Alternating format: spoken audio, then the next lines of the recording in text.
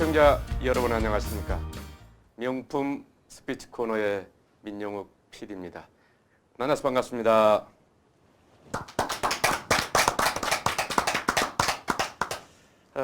네, 엊그제가 4월 같은데 벌써 계절의 여왕 5월입니다. 정말 허시절이죠. 뭐니 해도 5월만 갔다고 한다면 얼마나 좋겠습니까? 이 아름다운 시즌에 멋진 우리 또 승가대 교수님 한 분을 모셔서 삶과 종교, 또 인문학으로서의 종교, 철학으로서의 종교, 또 앞으로 이제 설법 스피치라는 명제로서의 불교가 나가야 될 방향, 이런 것들을 좀 알고 싶어서 우리 박사님을 매우 바쁘신데도 불구하고 이렇게 모셨습니다. 안녕하십니까, 박사님? 예, 안녕하세요. 반갑습니다. 네, 반갑습니다.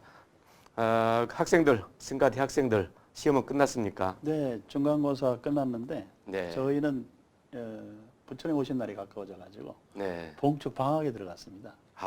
네, 그렇군요. 일주일간 방학을 합니다. 네, 이제 4월 초파일 큰 행사가 며칠 안 남았습니다. 예, 맞습니다. 네, 어떤 준비를 하고 계신지요?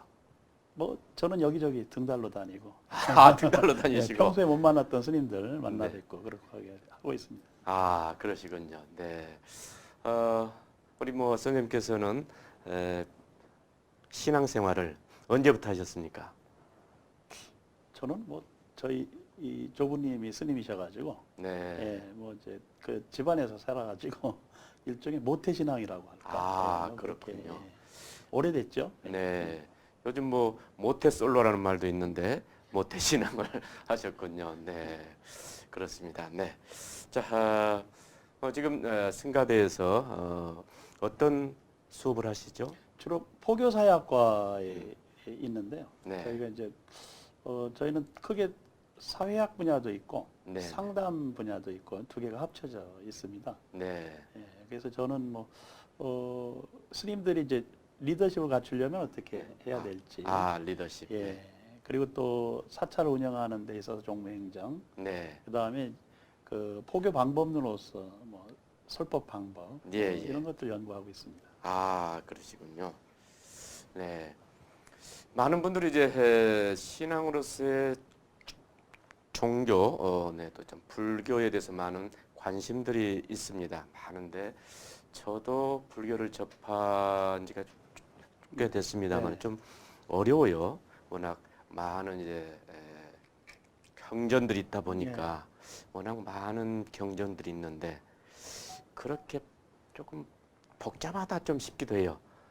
좀 더 일반인들이 좀 심플하게 좀 접근할 수 있는 루트가 있습니까? 예, 알고 보면 쉬운 게 불교인데 네, 이제 불교 역사가 2700년 되다 보니까 네, 오래됐고 네, 또 부처님께서 또 오래 사셨어요. 당시에 네, 평균 연령이 한 40세 정도 되는 인도에서 네. 80까지 45년 동안 설법을 하셨기 때문에 네. 하신 말씀이 좀 많습니다. 하하. 예, 그런데 사실 그 복잡하다고 느끼지만 좀 부지런히 공부하시다 보면 이게 간결한 내용인데 시간이 많이 되면서 여러 가지 부수적으로 붙은 게 많구나 이렇게 이해를 하게 되면 핵심 가르침을 이해하는 것은 그렇게 어렵지 않다고 생각이 되는데 보통 이제 그 불자나 일반인들이 불교를 접하는 것이 그런 핵심적인 내용을 접하기보다 문화로 접하다 보니까 네, 좀 어렵게 이해되는 부분들이 좀 있습니다. 네.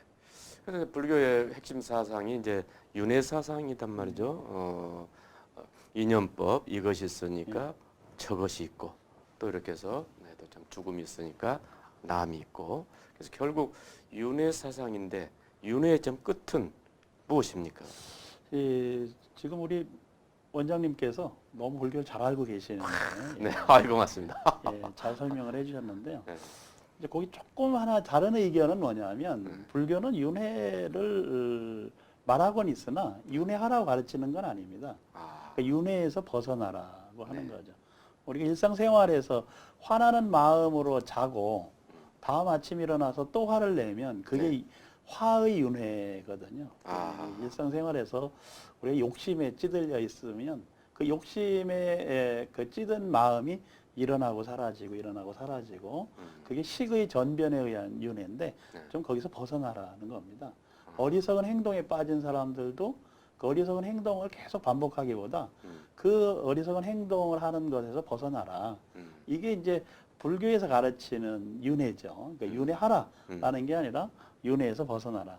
라는 얘기인데 사실 그 인도에서 마라문교나 또 자이나교 같은 데서는 윤회를 계속 하는 것으로 이야기했지만 부처님의 가르침은 윤회에서 벗어나라라는 가르침이고 그리고 그게 이제 우리 일상생활로 돌아가면 아침에 화내고 또 저녁에 화내고 그 다음날 화내고 이런 어리석은 행동은 좀 하지 말자.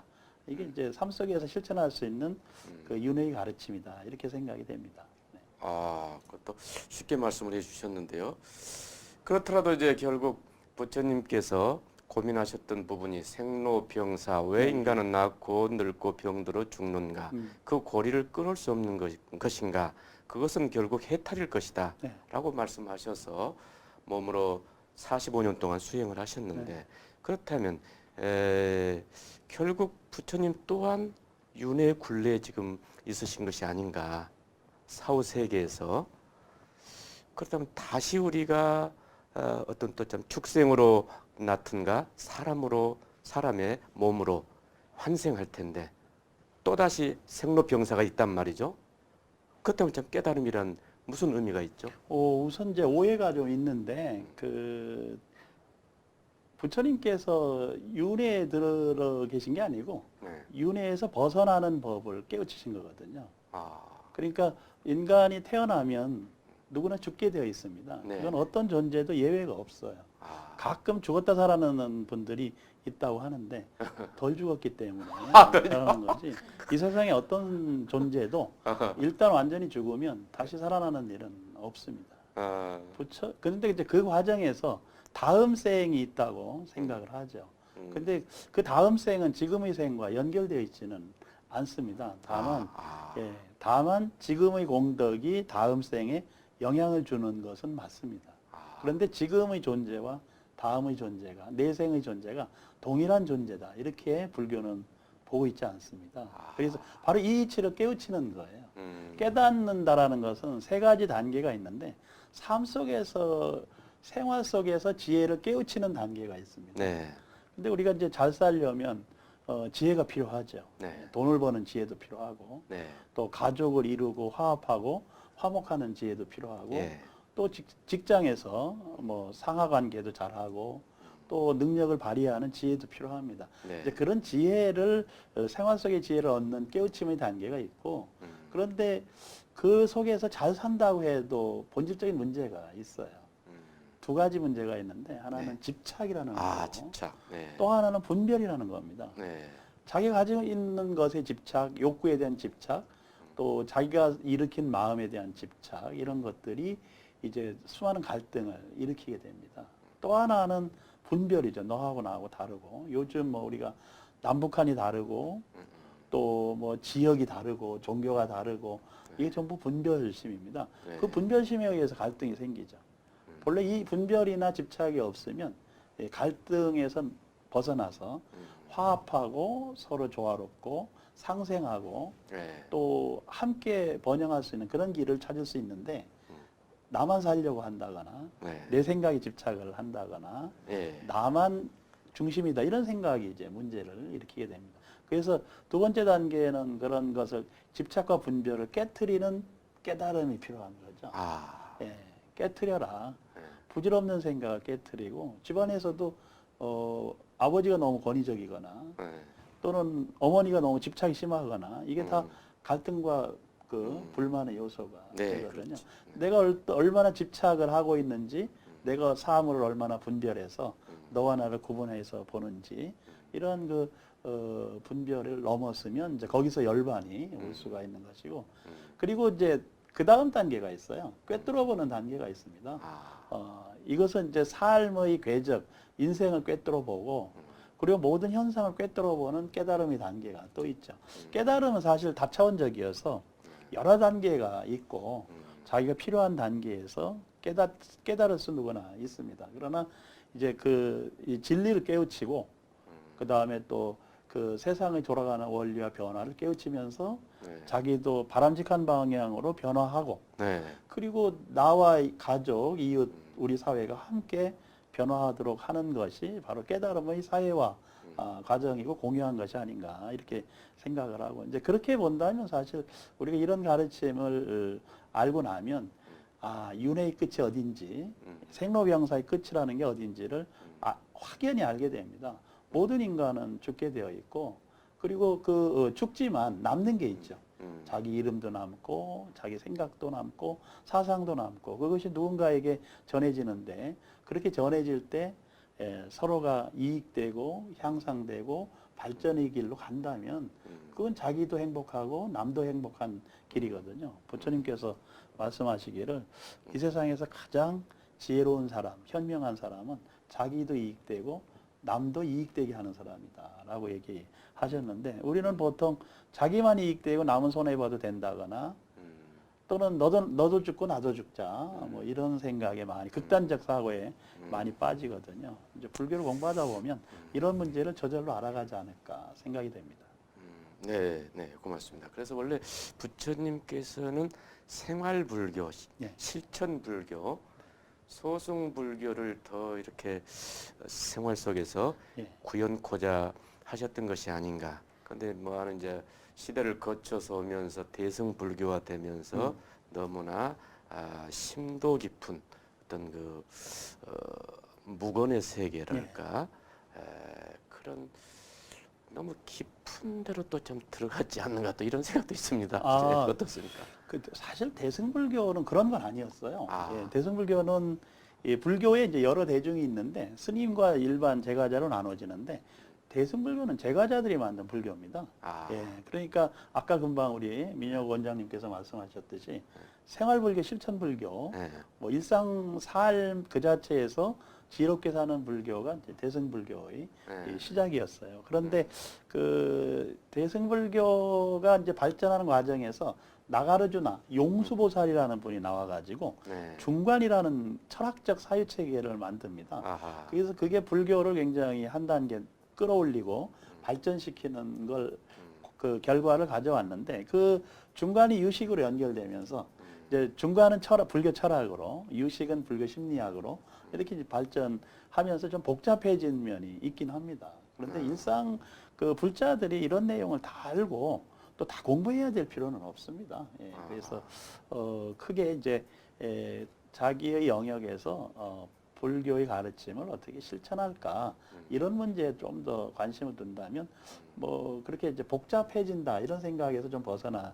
필요가 있고 또 하나는 불교가 2700년의 역사가 있거든요. 각 나라별로 다른 모습으로 발전해 왔어요. 그러니까 역사가 다르고 문화가 다르고 그러다 보니까 다양한 사상과 철학이 나오게 된 거죠. 그 사회, 그 시대, 그 사람들에 맞는. 그래서 이제 굉장히 여러 종류의 불교가 발전을 해왔고 종파도 다양합니다. 그렇지만 이제 한국 사회에서는 한국 불교의 이런 틀을 가지고 또 한국 문화에 부합하는 그런 불교를 공부하면 되지 않을까. 저는 뭐 좀 쉽게 생각합니다. 알겠습니다. 우리 박사님 말씀을 들으니까 참 쉽네요. 쉽습니다. 네, 불교가 쉽은 참 내용입니다. 쉽습니다. 네. 불교는 이제 삼보가 있다고 하지 않습니까? 네. 불법 승이라고 하죠. 근데 제 생각에는 네 가지를 해서 그중에 참 중생을 하나 더 넣어야 되지 않을까 싶습니다.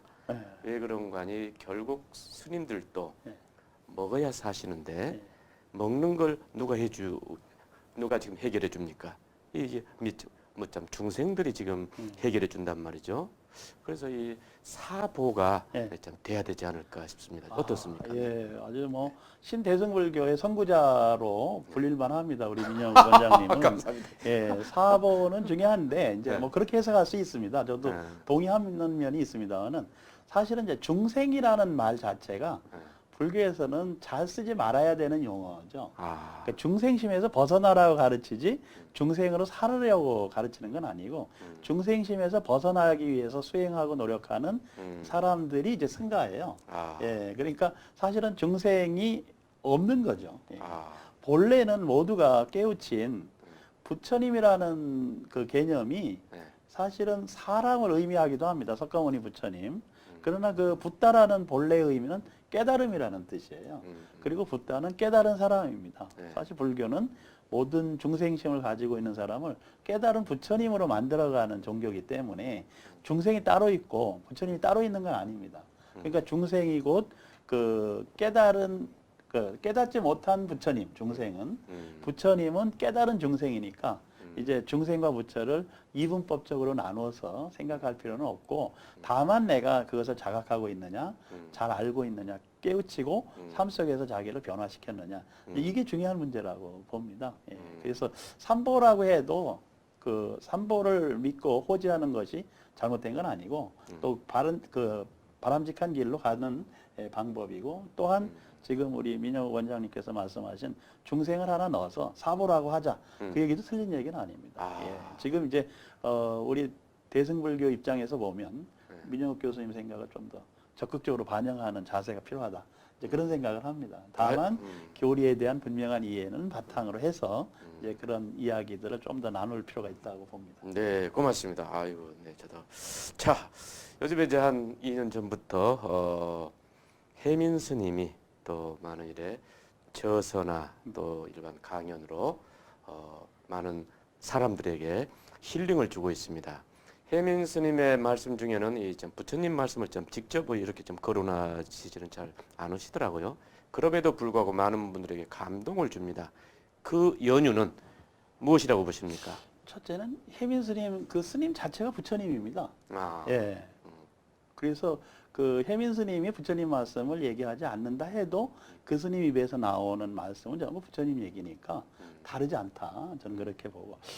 또 하나는 너무 잘생기지 않았습니까? 예. 그렇죠. 저 현대인들이 굉장히 그 스님 얼굴만 봐도 힐링을 할 수 있을 정도의 그 호남형인데다가 또 그 스님은 이제 미국에서 네. 대학을 다니다가 미국에서 출가를 했어요. 네. 그리고 이제 스스로 수행을 하고 그리고 한국에 와서 한국 불교에 맞는 수행을 또 하신 분이거든요. 그러니까 네. 사실 그 미국에 이제 스님으로 대학 교수를 하고 하는 분들이 몇 분 계시긴 하는데 바로 그 혜민 스님도 그 서양에서 인정을 해주는 네. 대단한 엘리트의 또 그 수행력을 갖추고 있는 분입니다. 예, 네. 그러다 보니까 자연스럽게 많은 분들이 또 많은 국민들이 또 국내뿐만 아니라 외국에서도 인기가 꽤 있으신 스님이니까 좀 저로서는 이제 부러울 따름입니다. 야, 티베트에는 유명한 달라이라마라는 네, 분이 있으시죠. 그분이 언뜻 또 환생하셨다는 말도 또 있습니다. 어떻게 생각하십니까? 달라이라마 제도는 사실 뭐 우리가 역사적으로 보면 1600년대에 이 북원의 황제 알탄 칸이라고 하는 황제하고 네. 그리고 티베트의 스님이었던 소남 갸초라는 스님이 청해호반에서 회담을 하면서 네. 서로를 칭찬해 주면서 나온 말입니다. 네. 그래서 그 소남 갸초가 알탄 칸에게 전륜성왕이면서 세조 쿠빌라이 칸 네. 그 몽골의 5대 황제이면서 네. 원나라를 건국한 세조 쿠빌라이 칸의 환생자라고 칭찬을 하니까 네. 그 알탄 칸이라고 하는 그 이 황제가 너무 기분이 좋아서 네. 그 스님에게도 또 맞장구 쳤겠죠, 칭찬을. 아. 그래서 그 마침 회담하는 장소가 그 청해호라는 그 바다와 같이 넓은 호수거든요. 티베트 그 근처에 있는 내륙 호수. 네. 그래서 그 호수에 비유해서 스님은 저 청해호 같이 바다와 같이 넓은 지혜를 가진 큰 스님입니다. 이렇게 표현한 것이 이제 달라이라마가 되었어요. 그 달라이라마는 이제 그 티벳의 문화입니다. 환생이라고 하는 것은 그 환생을 하느냐 안 하느냐는 사실 뭐 불교적으로 이렇게 그 이야기할 거리는 아니고 누구나 이제 다음 생으로 갈 때 그 달라이라마 같이 이 지혜로운 분들은 그 지정해서 자기가 태어날 곳을 정해서 원력으로 이 땅에 다시 올 수 있다. 네. 그러니까 원력으로 이 땅에 다시 온 앞에서 달라이라마와 같은 역할을 한 또 다른 달라이라마가 여기 있다. 이래서 생겨난 개념이거든요. 그래서 그 달라이라마 제도는 티베트 불교가 지도자를 만들어내는 독특한 문화입니다. 그게 옳고 그름으로 보는 게 아니라 그것은 문화로 봐야 되겠고 티베트는 그래서 달라이라마 1세부터 14세까지 예, 지금 오고 계시고 달라이라마를 이제 이 성장시키고 키우는데 어린 달라이라마가 나오면은 스승이 필요하잖아요. 그래서 그 달라이라마 5세 때 예, 정해진 판첸라마라는 제도가 있어요. 네. 그래서 달라이라마가 어리면 판첸라마가 스승이 돼서 가르치고 네. 또 판첸라마가 어리면 달라이라마가 스승이 돼서 가르치는 이런 티벳의 독특한 문화가 있고 이제 그 지금 정점에 달라이라마 14세께서 이제 티벳에서 이제 계시지 못하고 인도로 그 망명 정부를 꾸려서 이제 가시다 보니까 세계적으로 관심을 갖는 그런 그 불교계의 중요한 이제 어른이 돼 계신 거죠. 그래서 달라이라마 제도는 티벳의 독특한 불교 수장을 뽑는 그런 문화다. 저는 그렇게 이해를 하고 있습니다. 네, 네. 아주 워낙 말씀을 잘 하셔가지고 하여튼 전공입니다. 네. 지금 오늘 제가 좀 편합니다. 네. 그렇습니다. 아주 말씀을 워낙 박식하시니까 그 분야에 대해서는 하여튼 뭐 어떤 질문을 드려도 그냥 10분, 1시간, 뭐 10시간도 지금 모자라겠습니다. 그런 반면에 이제 기독교 문화는 서양 문화를 대표하다시피 하고 네. 자본주의하고도 잘 융합이 돼가지고요. 네. 많은 자본주의적 관점에서도 기독교가 많이 성장을 했습니다. 네. 근데 불교는 어찌 보면 먹고 살라는 것 그쪽은 별로 그렇게 신경을 안 쓰는 것 같아요. 그래서 결국 인간이 이 세상에 사는 것은 먹고 사는 것도 매우 중요한데 불교가 그런 점에서 자본주의에 조금 이렇게 잘 융합되지 않는 면도 있지 않는가 싶습니다. 어떻게 보십니까? 그거는 조금 이제 다른 의견입니다. 저는 기독교 중에서는 이제 개신교는 사실 산업혁명 이후에 그 활발하게 적용이 돼서 개신교라고 하는 기독교는 그 산업 사회를 끌고 온 종교예요. 네. 그런 면에서 기독교에서도 카톨릭이라는 종교는 저 중세 유럽의 농경 사회에서 왔기 때문에 사실은 카톨릭은 아직도 농경 사회에 좀 더 적합성이 있는 네. 그런 종교입니다. 그런데 지금 사회가 이제 농경 사회에서 산업 사회에서 정보화 사회로 갔어요. 네. 그래서 이 정보화 사회의 그 패러다임 자체가 바뀌고 있고 네. 불교는 농경 사회와 상업 사회에서 그 형성된 거기 때문에 네. 사실은 그 산업 사회의 구조 속에서는 잘 안 맞는 면이 있었습니다. 그건 뭐 사실인데 왜냐하면 산업 사회를 경험을 못했기 때문에 그런데 이제 요즘 정보화 사회로 넘어가면서는 오히려 이제 불교에 대한 관심들이 서양에서 높아지고 있어요. 왜냐하면 산업 사회가 끝나버렸습니다. 새로운 사회 패러다임이 형성이 됐고 그 새로운 패러다임을 끌고 갈 수 있는 이제 새로운 가르침에 대한 관심들이 늘어나다 보니까 미국이나 뭐 프랑스, 독일을 비롯해서 유럽에서 이 불교 인구가 지금 급증하는 추세에 있거든요. 그래서 그래서 이제 새로운 걸 준비해야 된다는 것이고 또 불교 역시 불교 내부에서도 변화가 필요합니다. 그래서 새롭게 전개되는 사회에서 부처님의 가르침을 어떻게 많은 사람에게 이익되게 할까? 네. 이것은 가르침 그 자체만 가치를 두기보다 그 가르침을 응용하고 실천하는 그쪽에 좀 더 관심을 둔다면 저는 새로운 사회에 또 불교가 해야 될 역할은 굉장히 크고 또 우리 사회 발전에도 기여할 것이다 그렇게 봅니다. 네, 고맙습니다. 네. 자, 시간이 이제 한 5분요. 4, 5분밖에 안 남았는데요. 우리 얼마 전에 이제 6개월 전에 4, 5개월 전에 동국대에서 이제 저와 함께 설법 스피치 과정을 하셨습니다. 네. 거기에는 이제 스님분들도 계셨고 또 일반인들도 있었습니다. 그때 약간 혼합된 과정이었는데요. 어떻게 느끼셨습니까? 저는 뭐 매우 유용하고 또 앞으로 그런 프로그램이 더 많이 또 체계적으로 만들어졌으면 하는 바람입니다. 네, 네. 그때 그 스님들이 좀 사진 찍는 걸 좀 싫어하시는데 나중에 이제 끝날 때쯤 되다 보니까 사진도 찍으시고 또 함께 식사도 하시고 아주 이렇게 융화되는 모습을 느낄 수가 있었습니다. 우리 교수님께서도 그 사진을 참 잘 찍으시는 것 같아요. 그건 어떻게 뭐, 그런 실력은 어디에서 그렇게 이제 쌓으셨습니까? 혼자서 연습하고 배우고 있는 중인데요. 제가 아. 사진을 찍는 이유가 있습니다. 네. 그거 첫째 목적은 사실 누구나 그 행복한 마음으로 살고 싶어 하죠. 네. 근데 실상 일상생활에서 그런 행복한 마음을 항상 갖기는 어렵습니다. 근데 저는 누구나 어느 찰나든 자기가 가지고 있는 행복한 마음을 드러내고 그것을 제가 기록을 해줬으면 좋겠다. 이제 그런 생각에서 그 행복한 찰나라도 기억하게 해주고 싶은 마음에서 그 행복한 모습을 찍고 있고요. 두 번째 사진 찍는 이유가 있습니다. 요즘 여러 각종 테라피 그 치유 방법들이 개발이 되고 있는데 이 포토테라피라고 하는 사진 치유 영역이 이제 지금 굉장히 발전하기 시작했거든요. 그래서 그것을 활용해서 사진 치유 명상, 네네. 그러니까 포토테라피 메디테이션이라고 하는 분야를 제가 새롭게 개척을 해 가고 있습니다.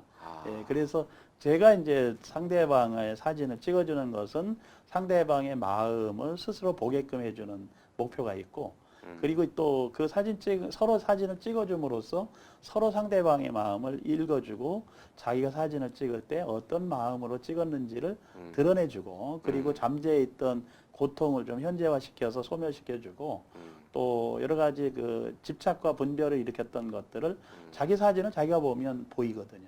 그리고 자기가 어떤 사진을 찍었는가를 보면 왜 이 사진을 찍었는지를 알게 되고, 이제 그런 과정을 거쳐서 뭔가 새로운 이 접근 방법을 찾고자 하는 연구 방법의 일환으로 이제 사진을 찍고 있습니다. 자, 멋지십니다. 엄청나십니다. 야, 사진 한 장에 또 그렇게 깊은 네. 사유와 철학이 또 미래 비전까지 또 좀 담겨 있군요. 포토 좀 테라피에 우리 원장님도 네. 종종 찍어드리겠습니다. 네, 많이 좀 부탁드리겠습니다. 근데 그래서, 이제 자꾸 찍다 보면 속에 있는 이 마음 깊숙한 그 아래아식 속에 있는 그 문제들이 이제 드러나게 됩니다. 치유도 되고요. 치유가 된다. 예. 놀랍습니다. 저건 선구자 같으십니다. 어떻게 이렇게 사진에 참 선구자 같으셔요? 아닙니다. 그 사진은 이미 있었고 저는 이제 사진? 그걸 응용해서 메디테이션을 연결시키고 있죠. 사진 명상. 네, 사진 야, 그건 치유 명상. 신개념입니까 그게? 신개념입니다. 야, 자가 치유 명상인데 아, 우리가 일상생활의 고통과 어려움과 네, 우울, 슬픔, 비탄, 불쾌 이런 네. 감정들은 누구나 느끼고 또 네. 그런 감정이 자기를 보호하는 것도 되지만 네, 또 그것에 집착하면 제2차, 3차의 고통을 만들어내거든요. 네, 지금 이제 그런 2차, 3차의 고통에서 벗어나서 자기의 이 괴로운 모습을 직면하고 그러다 보면 자기가 직면한 문제를 해결할 수 있는 지혜도 스스로 얻을 수 있고, 저는 많은 사람들이 스스로 그 지혜를 얻어갈 수 있도록 도와주는 일을 하자. 그게 요즘 제가 세운 원력입니다. 야, 멋지십니다. 이거. 야, 이게 참 아주 네, 선구자십니다. 네. 네, 자 끝으로 짧게 말씀 부탁드립니다. 자, 불교하게 되면 이제 아무래도 무건수행, 무건이라는 말이 많이 떠오릅니다. 네. 그렇지만 또 요즘 시대는 소통과 토론을 많이 강조를 합니다. 그러면 무건수행의 방법과 요즘 시대가 요구하는 시대 정신인 소통과 토론이 약간 이율배반적인 면도 있는 것 같습니다. 어떻게 잘 융합시키면 좀 좋겠습니까? 그 불교 수행에서는 행주자와 어묵 동정이라는 말이 있어요. 네. 그 중에서 어묵, 말을 할 때와 침묵할 때가 있다는 겁니다. 그러니까 우리가 불교에서 말을 하지 마라라는 게 아니라 네. 해야 될 때 해야 될 말을 하고 네.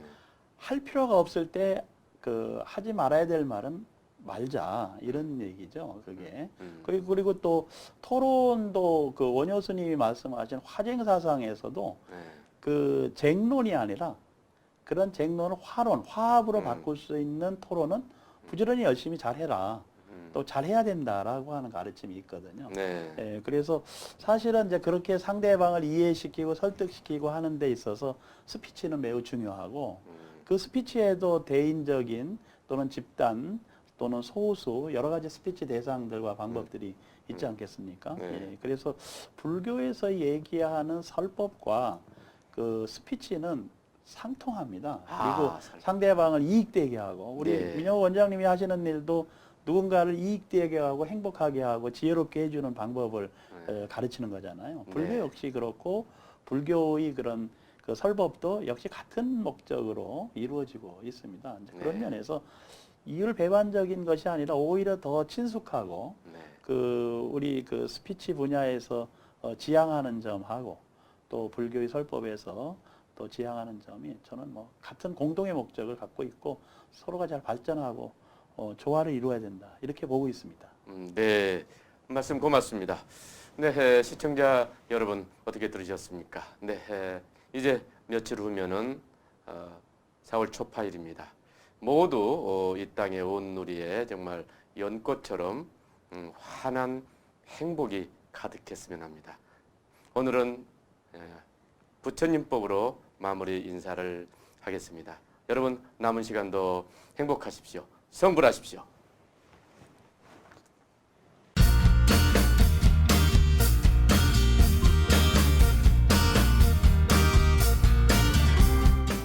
네, 여러분 안녕하십니까? 요즘 TV마다 먹방이 인기입니다. 그렇죠? 어떻게 셰프분들이 많이 나오셔가지고 뭐 직장인들 쉽게 요리하는 방법도 나오고 뭐 냉장고에 있는 것들 다 꺼내서 쉽게 영양가 있게 하나 이제 먹방이 우리 안방 문화를 접수한 것 같습니다. 오늘 이제 그런 의미에서 오늘 중요하신 분 김치 명인 한 분을 모셨습니다. 자, 우리 한국인의 영원한 밑반찬이라고 한다면 김치를 빼놓을 수가 없습니다. 그런데 문제는 요즘 10대, 20대들이 김치를 잘 안 먹는다고 합니다. 사실 살아있는 유산균이고 매우 중요한 기초 밑반찬이죠. 우리 윤자 선생님 안녕하십니까? 네, 안녕하십니까. 네, 먼 길 오시느라 수고하셨습니다. 오늘 긴장하시겠습니다만 편안하게 말씀하시면 좋겠습니다. 네, 지금 사시는 곳은요? 네, 저 대구에서 왔습니다. 아, 대구 하게 되면은 뭐가 유명하죠? 대구는 사과가 유명하거든요. 사과. 네. 사과를 드셔서 그런가 너무 예쁘셔요. 별 말씀. 네, 목소리 네, 예, 씩씩하게 예, 해주시기 바랍니다. 네, 아주 예쁘시고, 네, 요리는 언제적부터 하셨습니까? 요리는 제가 이제 76년도 네, 예, 대구에서 제일 요리 학원이라고 있는데 거기서 이제 한식 조리사 자격증을 땄습니다. 79년도에. 79년도면 약 40여 년 됐네요. 예. 와, 대단한 세월이시군요. 그 중에서도 이제 우엉김치에 대해서 지금 좀 특허 출원을 내셨는데 네. 우엉김치는 어떤 겁니까? 우엉김치는 비만을 이제 예방해주고, 아, 비만. 예, 신장을 좋게 해주고, 네, 이제 아까 말씀하셨듯이 원장님 이제 20대, 10대, 20대가 이제 먹거리 이 김치를 이제 멀리 한다는 이유인데 네, 네. 저는 이제 이 10대, 20대 뭐온 이제 60대, 70대 뭐 이렇게 저희가 만드는 김치를 드시고 건강한 그런 그래 오늘 네, 참 김치를 너무 많이 드시다 보니까 예. 네, 김치에 어떻게 좀 중독이 되신 것 같아요. 예. 그래요.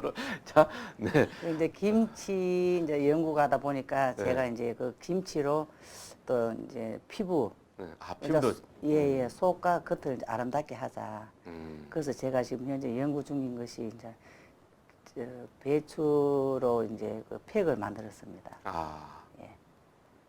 팩을 만들어가 그것도 지금 우리 가족들에게 지금 실험 중인데 네, 이제 머리에도 바르고 얼굴도 바르고 팔에도 바르고 그 효과가 좀 좋습니다. 그 김치를 먹고 바르고 아, 예, 그러면은 아무래도 이제 10대, 20대 이런 이제 분들이 이제 그 김치를 선호하게 네. 만들게끔 제가 이제 연구를 계속하고 있습니다. 야, 대단하시군요. 어우, 멋지십니다. 야, 나를 네, 그렇죠. 이제 10대 아마 장수 좋은 푸드 중에 아마 김치도 네, 좀 들어있지 않나 싶습니다. 그렇습니다. 우리 김치 한국인의 정말 500년에 5,000년의 밑반찬, 네, 그걸 살려야 되겠습니다. 자, 김치를 얼굴에 바른다는 얘기는 제가 오늘 태어나서 처음 들었습니다. 김치를 어떻게 바릅니까? 이제 김치를 숙성을 한 20일 정도 이제 하고 그 이제 다가 이제 여러 가지 곡식을 이제 또 첨가를 해서 이제 그것을 이제 또 한 몇 시간 바르고 나면 얼굴이 많이 뽀송뽀송해집니다. 아, 뽀송뽀송해지고 뭐 몸에 낫는 뭐 이래 약간씩 이래 뭐 부러지도 없어지고 예, 제가 실험해 본 결과 무좀도 없어지고 아, 무죠. 예, 그거 정말 아주 그 예. 획기적이네요. 예. 여름 되면 사람들 그 무좀 때문에 또 네, 염려가 많은데 그거 아주 획기적입니다. 그러면 이제 우리 이제 시청자들이 네, 좀 궁금하신 게 있을 텐데 바로 단도직입적으로 네. 김치를 맛있게 담그는 방법이 있다면 심플하게 네. 예. 일단 이제 배추를 잘 골라야 하고 예. 네. 그리고 이제 간을 잘 드려야 됩니다. 간. 예. 네, 네. 네, 끝이군요. 괜찮습니다. 원래 그 이제 명장분들은 조금 이제 하도 연구만 하시다 보니까 일을 하시다 보니까 스피치 할 시간들이 조금 좀 부족합니다. 그래서 이제 좀 오늘 충분히 좀 저희들이 다 이해를 합니다. 염려하지 마시고요. 2년 전에 약 2년 전에 종로 2가의 우리 한국 스피치 스피치 센터에서 네. 교육을 한 3개월 정도 수강을 하셨죠. 예. 그때 좀 느낌이 좀 어떠셨습니까? 그때 저는 이제 꿈을 안고 이제 서울에 이제 올라와서 이제 요리 학원에 요리 배우고 그 이제 시간을 이제 한국 스피치에서 이제 좀 배우자. 네. 말을 못 하니까. 음, 그래 이제 그 원장님 만나 뵙고 또 이제 용기를 얻어서 그 지금 말을 조금 하는 걸 배웠습니다. 그러시죠. 그 뒤로 처음 제가 이제 학원에 갔는데 그 원장님이 나가 인사하세요 하는 걸 저는 아이고 이제 대구 말을 언제 저 못 나갑니다 인사 못 합니다 하니까 네. 그또 원장님이 또 그냥 바라보시다가 네. 두 번째 또 나가 인사하세요 하길래 지금 이제 인사 안 하면 또 이제 뭐를 또 이제 야단 맞겠다. 그래서 두 번째는 이제 나가서 재고 이제 안녕하세요 대구에서 온 전윤자입니다. 그 정도로 가고 또 이제 내려가고 세 번째는 이제 4분 스피치 또 하라 하길래 이제 그거는 이제 억지로 이제 좀 이제 하니까 그때부터 조금씩 이제 너무 앞에 가가 말도 조금 하고 했는데 아직 부족한 게 많습니다. 네, 그래요. 그렇지 뭐 사람이 다 잘할 수는 없습니다. 그래, 염려하지 마시고 저는 이제 말은 조금 합니다만은 김치는 또 못 담급니다. 예. 그래서 피차간에 쌤이라고 합니다. 이거를 예. 너나 나나 뭐 똑같다. 그러시기 때문에 항상 그 사람이 어떤 잘하는 분야가 있어요. 예. 네, 그래서 마음 푹 넣으시고 나는 김치 명인이다 생각하시면 됩니다. 네, 아까 이제 말씀하시다가 못 하셨는데 김치를 잘 담그려면 일단 이제 신선한 예. 배추김치를 선별하고 두 번째로 소금 간을 잘 뿌려서 이렇게 하고 예. 그다음 세 번째는 무엇입니까? 세 번째는 이제 그 젓갈을 이제 여러 가지를 배합을 잘 하고 그리고 신선한 이제 과일을 이제 여러 가지를 또 갈고 자, 특히 이제 아들 딸님들이 지금 20대신데 예. 엄마 말씀을 잘 듣고 지금 엄마와 함께 음식 사업을 함께 하는 걸로 알고 있어요. 예. 어떻게 그렇게 아들 딸님을 잘 그렇게 좀 효성스럽게 지도하셨습니까? 뭐라고 주로 말씀하셨어요? 정직하게 살고 부지런해야 된다. 요즘 그런데 어머님 아버님이 아무리 수백 마디 공부해라 잘 씻어라 뭐 김치 좀 먹어라 생선 먹어라 고기 먹어라 참 직장 좀 알아봐라 제발 월급 안 받아도 참 좋으니까 어디 가서 좀 알바 좀 해봐라 그래도 안 해요 요즘에 예. 노는 아이들이 대단히 많습니다. 할 수 있는데도 안 한단 말이죠. 그런 그 우리 20대 분들 좀 어떻게 해야 되겠습니까? 20대는 좀 참을성이 없는 것 같아요. 음, 그 이제 조금 하다가 못하겠다. 이제 끈기가 있어야 이제 성공을 하는데 그게 그렇죠. 좀 문제입니다. 아, 예. 참을성이 좀 부족하고 예. 끈기가 좀 부족하고. 네. 남편은 그러면 어떻게 만나셨습니까? 네, 중매 반, 연애 반입니다. 아, 만나 보시니까 그때 느낌이 어떠셨어요? 아, 느낌은 너무 착하고 음. 잘생겼습니다. 아, 착하시고 눈에 그냥 쏙 돌았습니까? 네. 남편께서 그 좀 프로포즈는 했습니까? 프로포즈는 없었는 것 같습니다. 그런 과정에서도 끊임없이 요리 공부를 하시고 앞으로 네. 이제 초리의 최고 명인이라고 하는 좀 기능장 시험을 지금 앞두고 예, 있는데 예.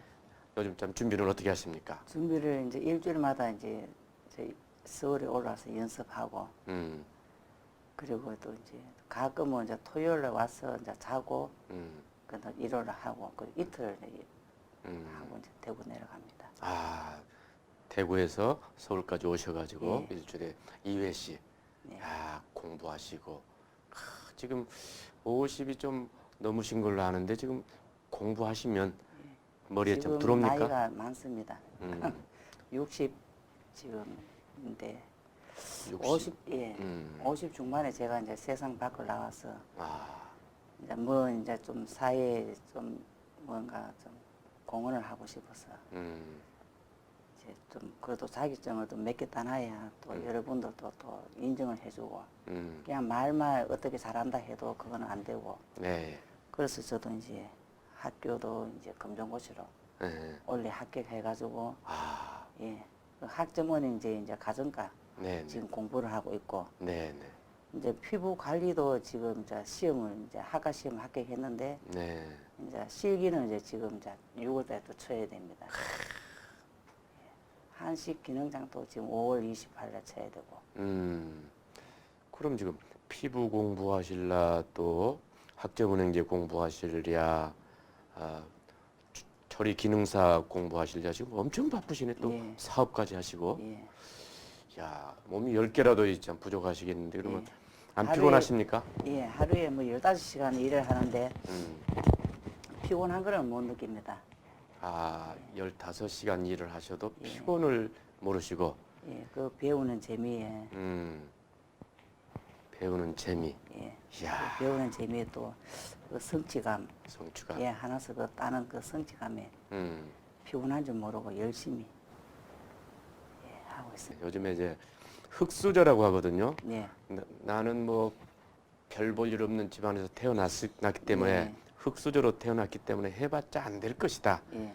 이런 지레짐작 포기하는 그런 마인드가 좀 있는데 선생님도 사실은 지금 흙수저였지 않습니까? 예, 흙수저였습니다. 흙수저였는데 그래서 지금 대단한 어떤 성공가차로 또 어떤 또 상당히 많은 또 부를 축적하셨단 말이죠. 예. 그런 거 보면은 흙수저로 비록 태어났더라도 열심히 하면은 살만하다는 것 아니겠어요? 네, 열심히만 어떻게 생각하십니까? 예, 네. 열심히만 노력하면은 그 결실은 있으니까 음, 그 중도에 포기하지 말고 열심히 음, 예, 열심히 하다 보니까 뭐 다 성공하겠더라고요.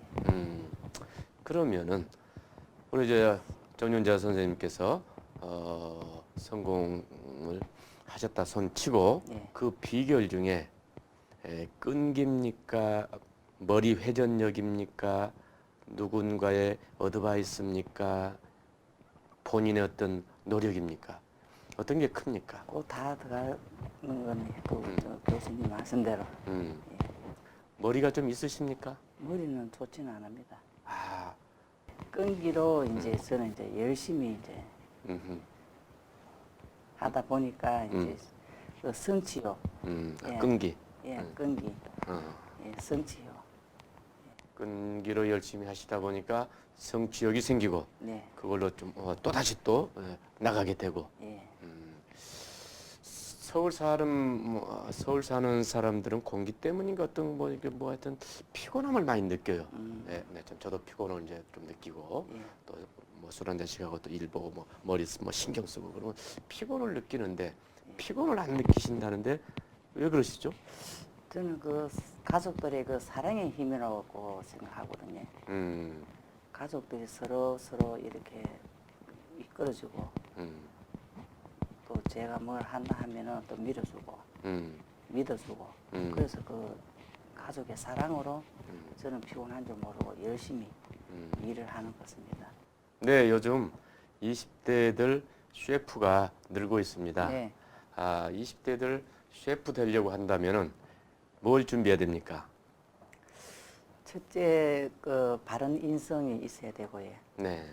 그리고 이제 끈기, 음. 예, 끈기가 있어야 됩니다.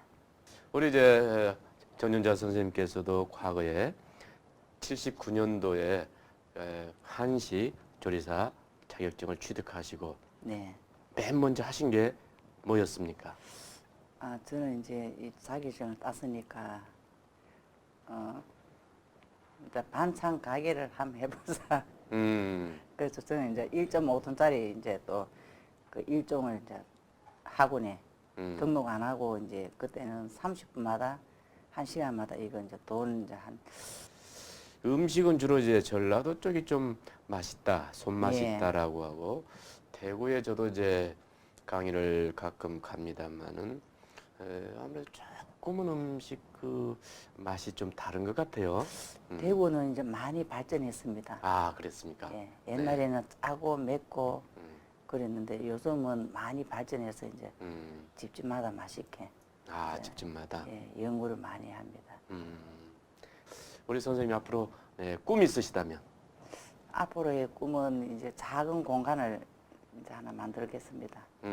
만들어서 이제 피부도 좀 깨끗하게 좀 깎아주고 속도 좀 깨끗하게 깎아주고 그런 김치 연구를 이제 해서 사회에 이제 좀 행복을 좀 이렇게 전달하는 그런 행복 전사가 되고 싶습니다. 야, 큰 박수 한번 주세요. 와, 대단하십니다.